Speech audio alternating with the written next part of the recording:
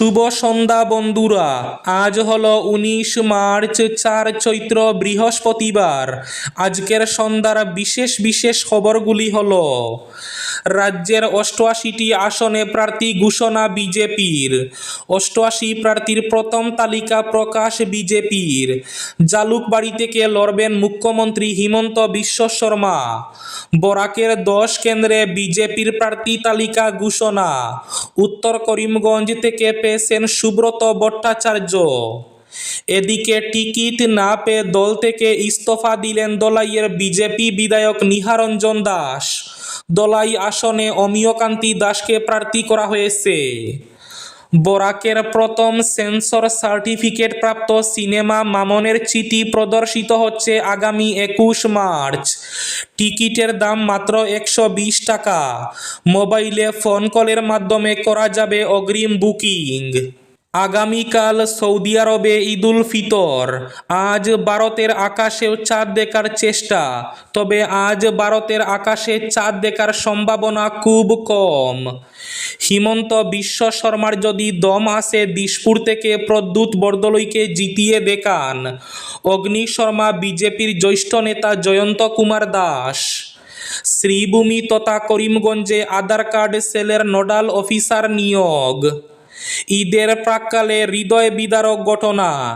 ঈদ উপলক্ষে ঘরের জিনিসপত্র পরিষ্কার করতে গিয়ে ডাইনিং টেবিল ধোয়ার জন্য পুকুরে গেলে পুকুরে পড়ে ২ বোনের মর্মান্তিক মৃত্যু। শ্রীভূমিতে বিএসএনএলের পরিষেবা বন্ধ, বিপাকে গ্রাহকরা। ঈদুল ফিতরের প্রস্তুতি হাইলাকান্দিতে। টাউন ঈদগাহ সহ সাজিয়ে তোলা হচ্ছে বিভিন্ন ঈদগাহ। জেলা জুড়ে শান্তিপূর্ণ ঈদ উদযাপনে সক্রিয় প্রশাসন।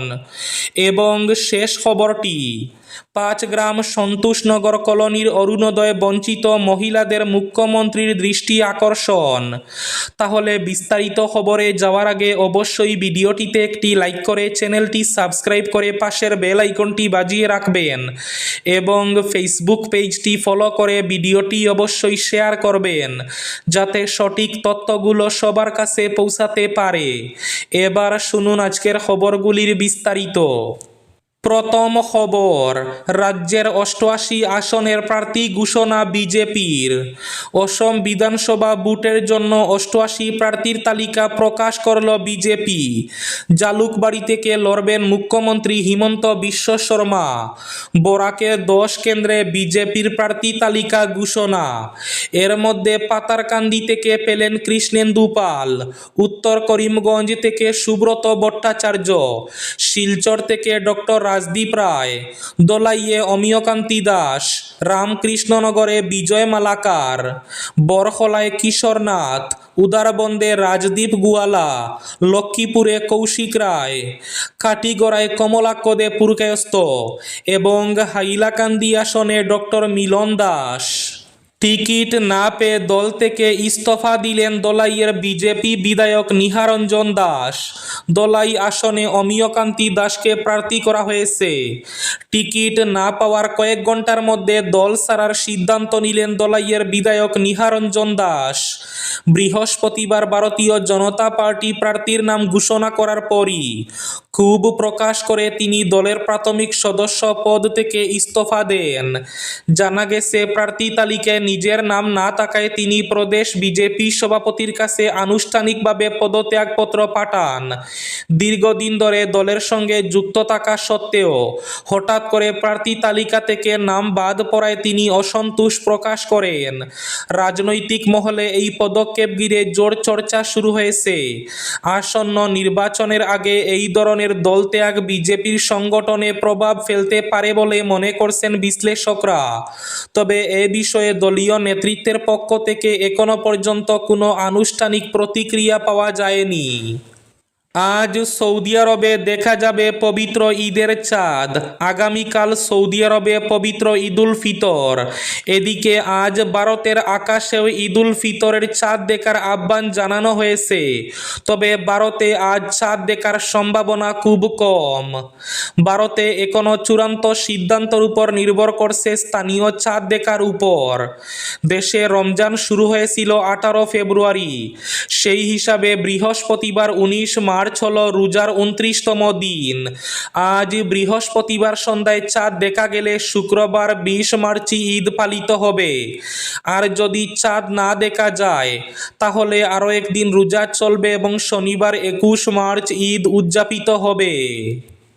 বরাকের প্রথম সেন্সার সার্টিফিকেট প্রাপ্ত সিনেমা মামনের চিঠি প্রদর্শিত হচ্ছে আগামী 21শে মার্চ। বরাক উপত্যকার চলচ্চিত্র ইতিহাসে এক নতুন অধ্যায় সূচিত হতে যাচ্ছে। আঞ্চলিক বাংলা এবং সিলেটি সিনেমা চলচ্চিত্র পরিবার এবং সিদ্ধার্থ সিনহা এন্টারটেইনমেন্টের পক্ষ থেকে জানানো হয়েছে যে আগামী 21 মার্চ শনিবার পবিত্র ঈদের দিন লালা রুরাল কলেজের অডিটোরিয়ামে প্রদর্শিত হবে বড় পর্দার চলচ্চিত্র মামনের চিঠি। পরিচালক সিদ্ধার্থ সিনহার সুদক্ষ নির্দেশনায় নির্মিত এই ছবিটি বরাক উপত্যকার প্রথম সেন্সর বোর্ড সার্টিফিকেট প্রাপ্ত আঞ্চলিক সিনেমা হিসাবে বিশেষ মর্যাদা লাভ করেছে। আয়োজক সংস্থা জানিয়েছে টিকিটের মূল্য নির্ধারণ করা হয়েছে মাত্র 120 টাকা। 21 মার্চ প্রদর্শনীস্থলেই টিকিট পাওয়া যাবে। তবে দর্শকদের চাপের কথা মাথায় রেখে আগাম বুকিংয়ের ব্যবস্থাও রাখা হয়েছে। ইচ্ছুক দর্শকরা 6380835141 নম্বরে যোগাযোগ করে টিকিট নিশ্চিত করতে পারবেন। 5 গ্রাম সন্তোষনগর কলোনির অরুণোদয় বঞ্চিত মহিলাদের মুখ্যমন্ত্রীর দৃষ্টি আকর্ষণ। অরুণোদয় বঞ্চিতদের পরিবারের হাহাকার 5 গ্রাম কাটিগড়া মণ্ডলের অধিকাংশ এলাকায়। এ নিয়ে বুধবার 5 গ্রাম পঞ্চায়েতের সন্তোষনগর কলোনিতে জড়ো হয়ে শতাধিক মহিলা মুখ্যমন্ত্রী হিমন্ত বিশ্ব শর্মা সহ বিধায়ক কমলাক্ষ দে পুরকায়স্থের দৃষ্টি আকর্ষণ করে শীঘ্রই অরুণোদয় পাইয়ে দেওয়ার অনুরোধ জানান। এদিকে মুখ্যমন্ত্রী হিমন্ত বিশ্ব শর্মা এবং উত্তর করিমগঞ্জের বিধায়ক কমলাক্ষ দে পুরকায়স্থ জিন্দাবাদ ধ্বনিতে মুখর করে তুলেন সন্তোষনগর বালিরবন্দ এলাকার মানুষ। তারা অভিযোগ করেন দীর্ঘদিন থেকে এলাকায় তারা পরাধীনতার গণ্ডিতে বসবাস করে আসার মতো জীবন কাটাচ্ছেন। তারা কোনো সুযোগ সুবিধা পাননি, নেই বিশুদ্ধ পানীয় জল, রাস্তাঘাট। তবে এবার কমলাক্ষ দে পুরকায়স্থের প্রচেষ্টায় মুখ্যমন্ত্রী পকিপথ নির্মাণ প্রকল্পের মাধ্যমে রাস্তার কাজের সূচনা হয়েছে।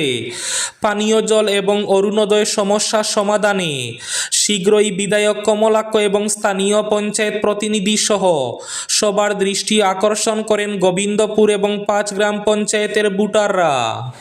হিমন্ত বিশ্ব শর্মার যদি দম আসে দিশপুর থেকে প্রদ্যুৎ বরদলৈকে জিতিয়ে দেখান।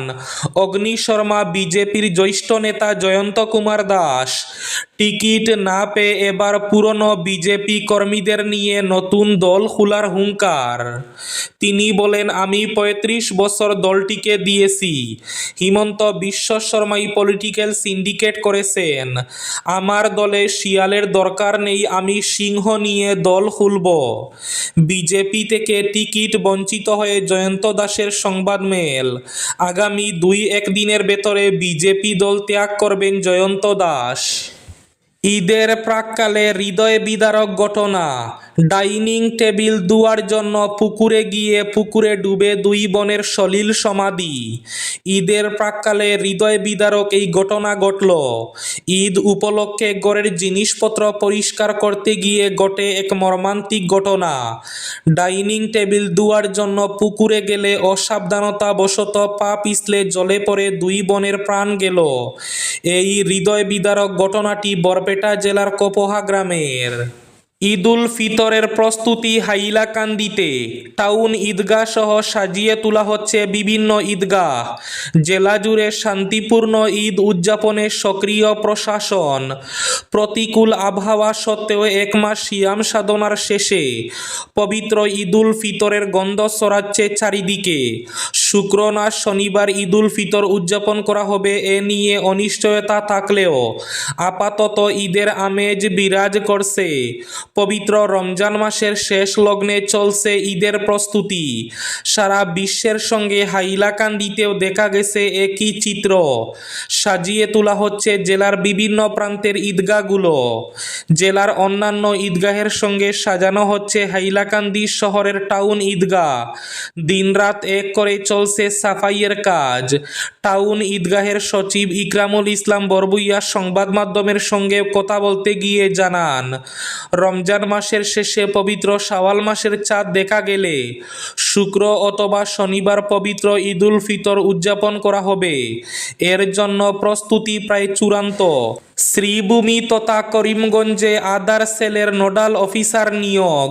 শ্রীভূমির অতিরিক্ত জেলা আয়ুক্ত সপ্ততি এন্দকে শ্রীভূমি জেলার আধার সেলের নোডাল অফিসার হিসাবে দায়িত্ব দেওয়া হয়েছে।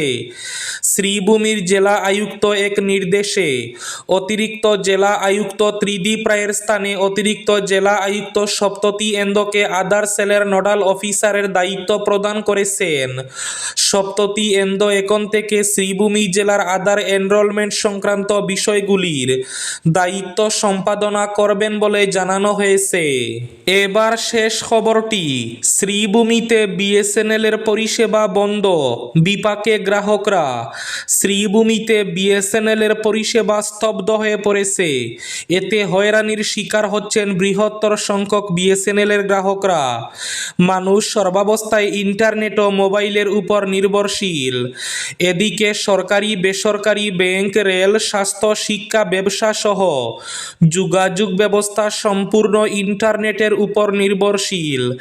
এছাড়া প্রধানমন্ত্রী নরেন্দ্র মোদী দেশবাসীকে সব সময় ক্যাশলেস করার জন্য আবেদন করেন। বর্তমানে দেশের বৃহৎ সংখ্যক মানুষ অনলাইনে লেনদেন করেন, কিন্তু যদি ইন্টারনেট পরিষেবা বিকল থাকে তাহলে মানুষ কিভাবে কাজ করবেন? মঙ্গলবার দুপুর থেকে বিএসএনএল নেটওয়ার্ক পরিষেবা একেবারে বন্ধ হয়ে পড়েছে। বুধবার সারাদিন বিএসএনএল নেটওয়ার্ক ছিল না।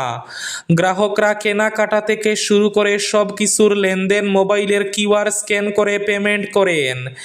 এই গ্রাহকদের বিরাট সমস্যা দেখা দিয়েছে। এই ছিল আজকের সন্ধ্যার বিশেষ বিশেষ খবরগুলি। ভিডিওটি অবশ্যই লাইক করে শেয়ার করে দেবেন।